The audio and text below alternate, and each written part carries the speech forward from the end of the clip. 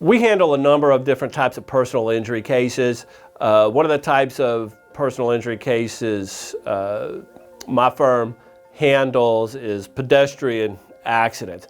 Now, one thing that will make a pedestrian accident of a different nature than a different type of case oftentimes is, pedestrian accidents usually result in very serious injuries.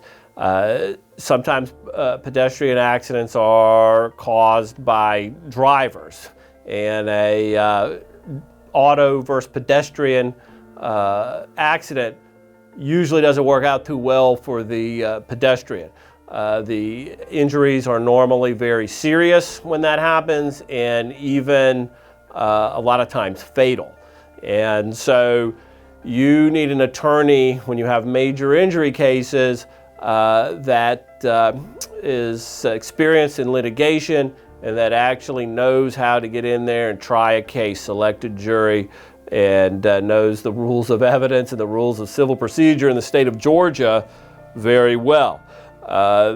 Pedestrian accidents also can be a result of maybe some negligent road design too. So because the injuries are going to be serious most often with major damages involved, and say if the injuries were caused perhaps most obviously by the negligence of a motorist, then there may not be enough insurance to cover all of your damages. So you have to be thinking about, when you are evaluating pedestrian injury, is there some negligent road design here? Is there perhaps a product liability case that contributed to this driver that seriously injured you?